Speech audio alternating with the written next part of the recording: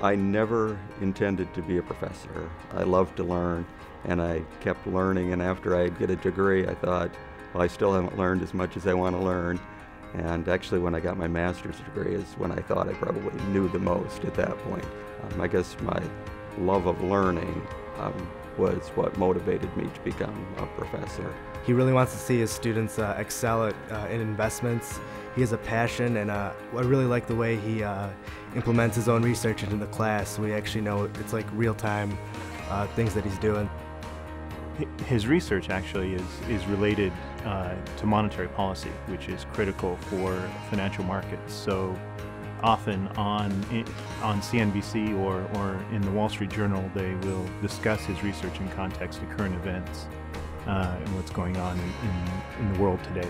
I take in research in two areas that I think a lot of people are very interested in, and that's in politics and the Federal Reserve. What I've done is look more at what are the ramifications for the financial markets. And so a lot of my research has looked at how security markets behave around Fed policy changes. In a class that I had with him, he has all of his students come into his class, and he has about a 15-20 minute talk with you about what you want to do, and he provides insights on how to help you out with that, and he really just takes the time to get to know you and get to know what you want to do. I tell students that I want to develop their financial common sense.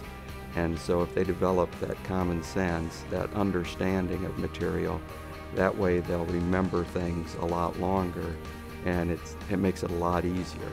So I said, if you understand a relatively few things, it'll get you a lot farther than if you memorize a lot. His test questions are probably the hardest test questions you have in the finance major, because he really makes sure that you had a good understanding.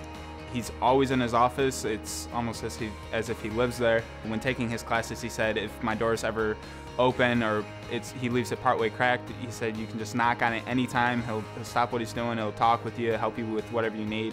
Yeah, Jerry and I came the same year, 1987, and in that time frame, I seem to have aged a lot more than he does because he's retained his youthful looks. Jerry's an easy colleague to work with.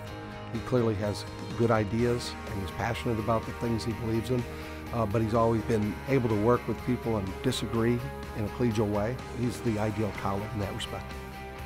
People talk about gridlock is good for the stock market.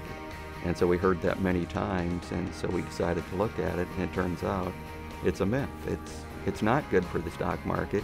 It's just that people have repeated it so much, and so in some sense, I guess I played the role of a myth buster.